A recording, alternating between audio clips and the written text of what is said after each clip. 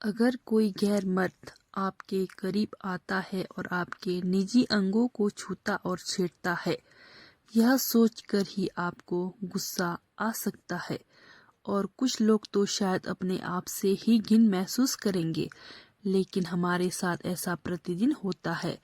मैं हिंदी अश्लील फिल्मों में काम करती हूँ, जहाँ गैर मर्द के साथ संभोग और रोमांटिक सीन देना आम बात है।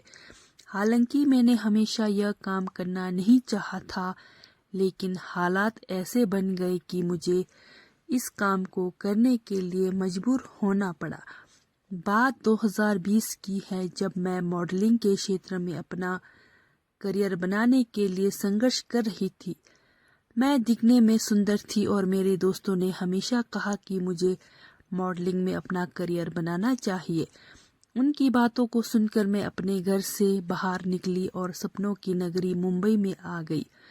यहाँ आकर मुझे पता चला कि मेरे जैसे हजारों लड़कियां रोज यहाँ आती है, जिनका एक ही सपना होता है, बड़ी स्क्रीन पर आना।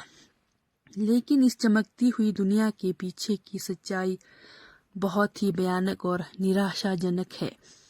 मुंबई आने के बाद मुझे शुरुआत में कोई काम नहीं मिला। धीरे धीरे कुछ लोगों से जान पहचान हुई जो इस इंडस्ट्री में कई सालों से काम कर रहे थे।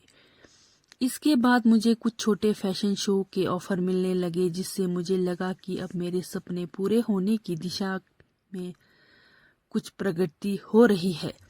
लेकिन जैसे ही मुझे टीवी और फिल्मों के लिए ऑडिशन देने का मौका मिला, वहां का माहौल देखकर मैं दंग रह गई। यहाँ ऑडिशन का मतलब आपकी कला को देखना नहीं, बल्कि यह देखना था कि आप डायरेक्टर और प्रोड्यूसर के साथ सो सकते हैं या नहीं। इसे यहाँ कंप्रोमाइज करना कहा जाता था। मैंने इसे अस्वीकार कर दिया और समय के साथ मेरे हाथ से काम के मौके निकलते गए। मुंबई में बिना काम के जीना आसान नहीं था। मेरी हालत इतनी खराब हो गई कि मेरे पास खाने के लिए भी पैसे नहीं बचे थे। ऐसी स्थिति में मेरी एक फ्लैटमेट ने मुझे ऑफर दिया कि वह मुझे एक ऐसे व्यक्ति से मिलवा सकती है जो मुझे सिर्फ एक रात के लिए 50,000 देगा। मेरे पास कोई और विकल्प नहीं था, या तो मैं खाली हाथ वापस घर चली जाऊं या फिर इस प्रस्ताव को स्वीकार करूं।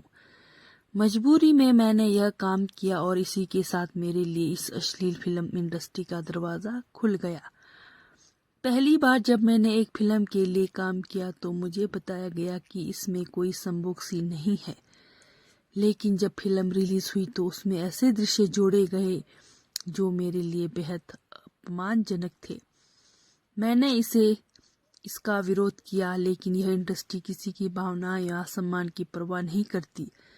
इसके बाद मैं ऑडिशन देने के लिए दौड़ती रही, लेकिन हर जगह मुझे यह कहकर काम देने से मना कर दिया गया कि मैंने एडल्ट फिल्मों में काम किया है। अंततः मुझे वापस अश्लील फिल्मों की ओर रुख करना पड़ा। इस इंडस्ट्री में एक बार प्रवेश करने के बाद बाहर निकलना लगभग असंभव है। यहाँ आपको बार बार अपने आत्मसम्मान और इज्जत को गिरवी रखना पड़ता है। इस दलदल में फंसी हुई लड़कियां धीरे धीरे अपनी आत्मा और आत्मसम्मान खो देती हैं। यह इंडस्ट्री सिर्फ पैसे की भूखी है और आपकी इज्जत और भावना की कोई कदर नहीं करती। मैं यह कहानी इसलिए साझा कर रही हूँ ताकि अन्य लड़कियां इस अंधेरे और दुखदायी रास्ते पर चलने से पहले 100 बार सोचें। अगर आप अपनी आत्मा और इज्जत को खोने के लिए तैयार नहीं है तो इस चमकती हुई दुनिया के पीछे के अंधकार से दूर रहें। जीवन में सफलता महत्वपूर्ण है, लेकिन उसे पाने के लिए अपना आत्मसम्मान और मूल्यों को खोना सही नहीं है। आप लोगों को मेरी यह कहानी कैसी लगी, कमेंट करके जरूर बताएं। धन्यवाद।